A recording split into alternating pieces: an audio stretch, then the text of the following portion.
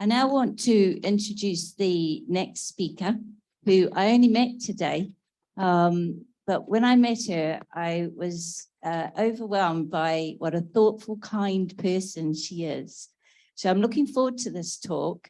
Sabine Van Osta has been an active member of the TS since 2001. She became Lodge President of White Lotus Lodge in 2008, board member of the Belgium section from 2004 until 2008, and back since 2012. At the end of 2013, she was designated General Secretary of the section, which position she holds until today. Apart from the organizational work, she gives lectures and animates study groups in Belgium on core theosophical themes in Dutch, French, and English. She translates texts on theosophical and religious themes. Her own articles were published in various theosophical publications.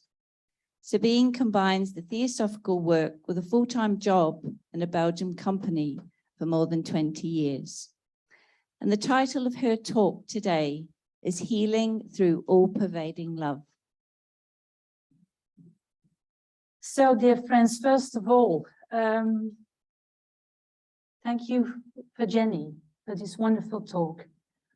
But also thank you for still allowing me to give this talk, because I nearly failed to not giving it at all. So I'm very glad for this. Thank you.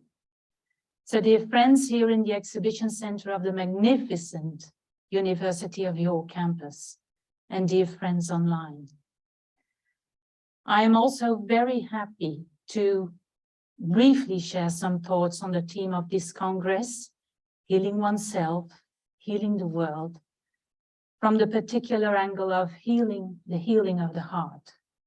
Of course, by now everything has been said, but, well, you will hopefully find all the thoughts that have passed by last week in a bit of an original cocktail. I do hope so, but we'll see afterwards.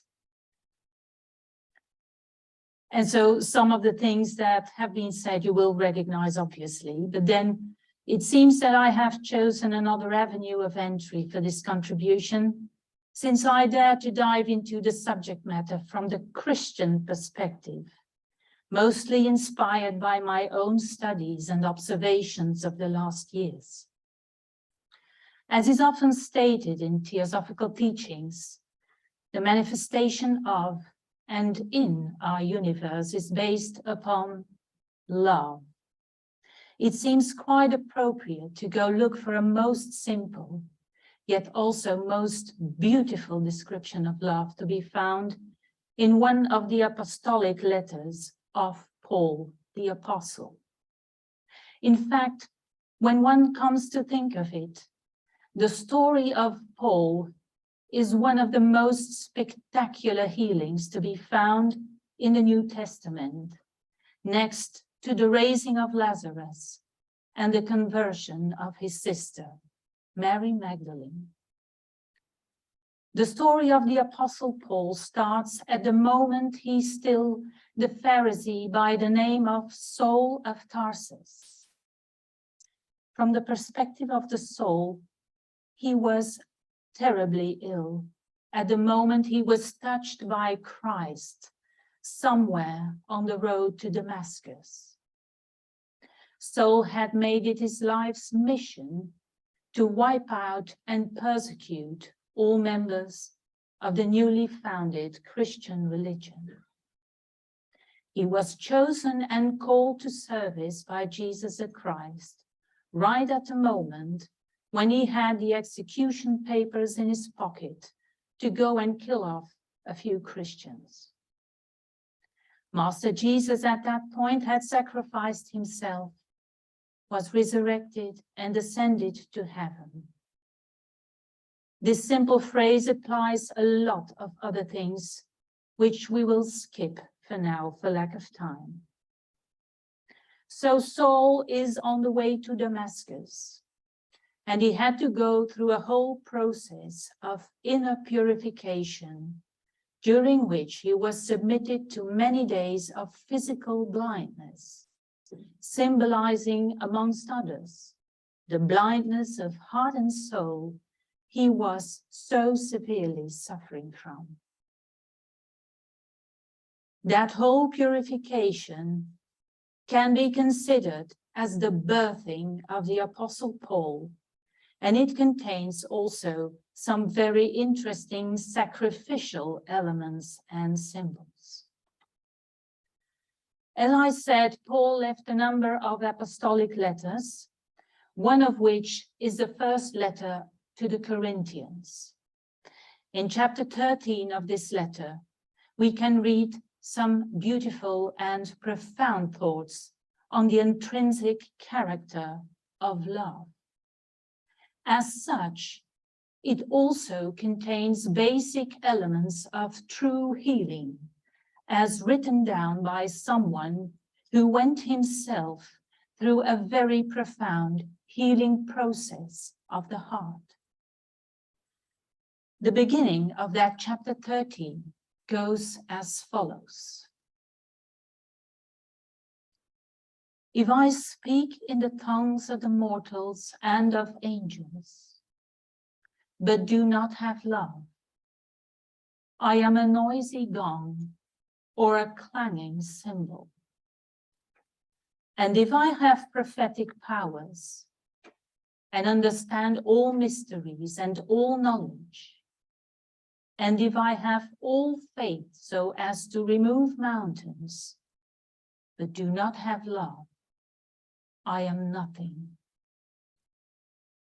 If I give away all my possessions, and if I hand over my body so that I may boast, but do not have love, I gain nothing. Love is patient. Love is kind. Love is not envious or boastful or arrogant or rude.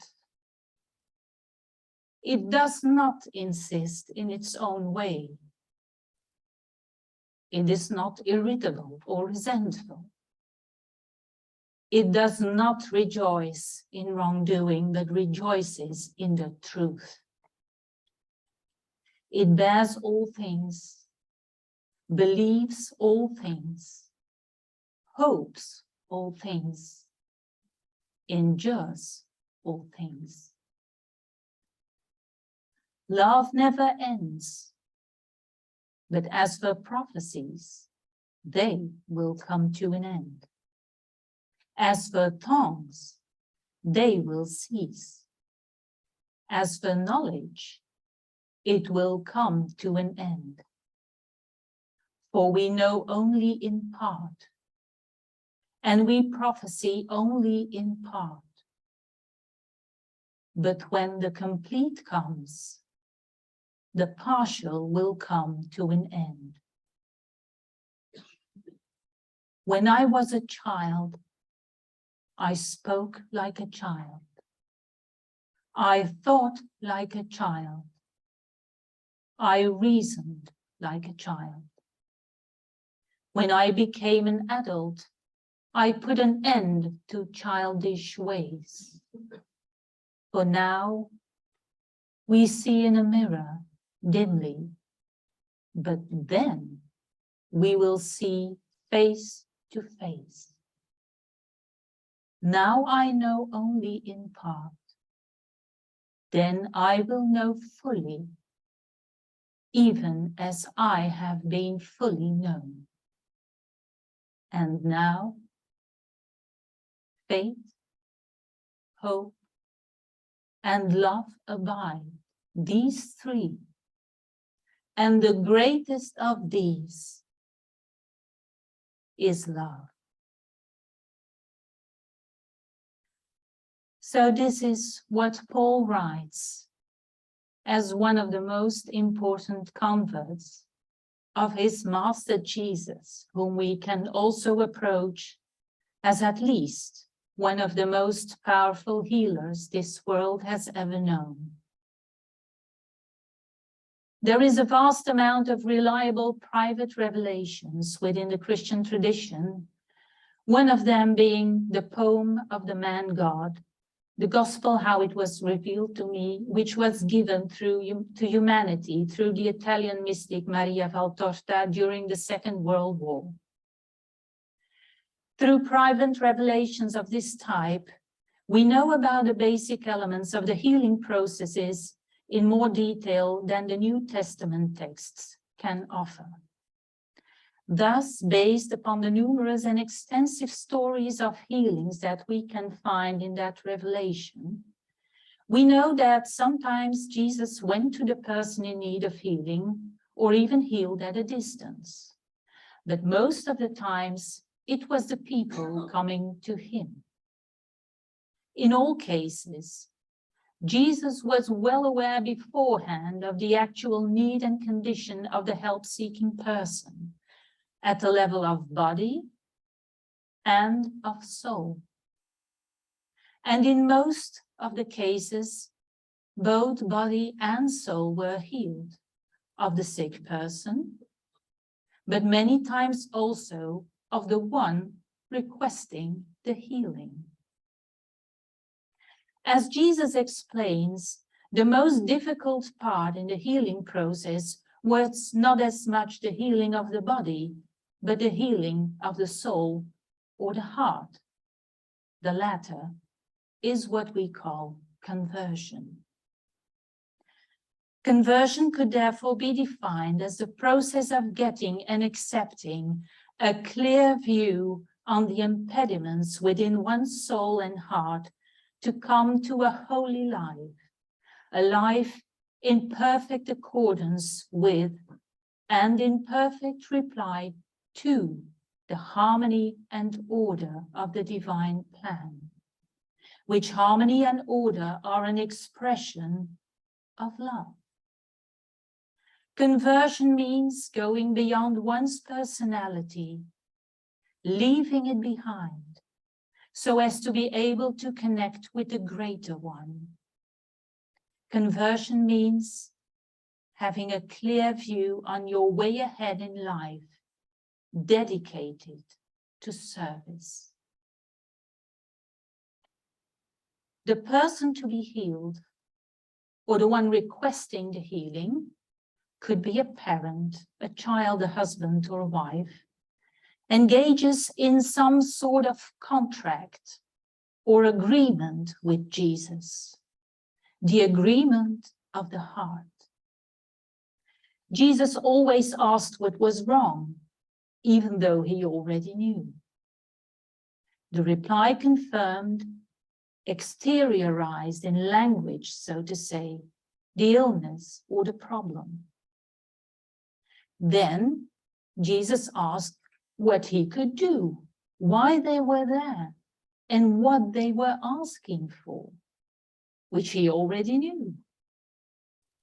The person then explicitly requested for the healing and confirmed their conviction that he could indeed heal or help them. So there was a statement of faith. And it was the way in which that statement was made, the resolve with which the healing was asked for, that actually formalized the contract, which was not signed by ink, but by promise, by goodwill, by resolve, establishing in that way the bond of love, sealing the cycle of healing. Most of the times, at the moment of the heart's expression of faith, the healing instantly materialized.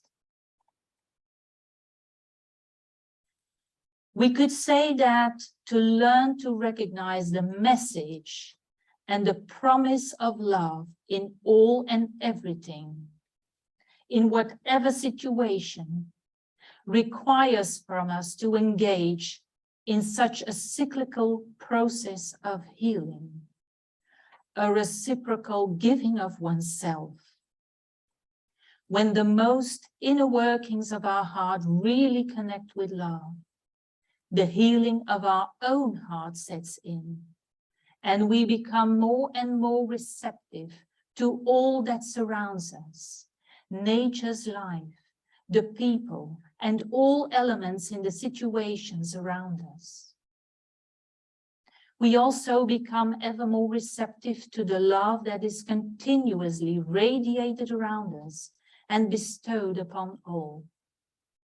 This is what Paul talks about when he says, "When I was a child, I spoke like a child, I thought like a child, I reasoned like a child.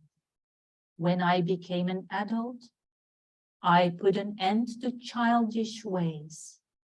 For now we see in a mirror dimly, but then we will see face to face." Though it does not stop there, for the cycle requires that we instantly reflect and radiate that love around us in our turn.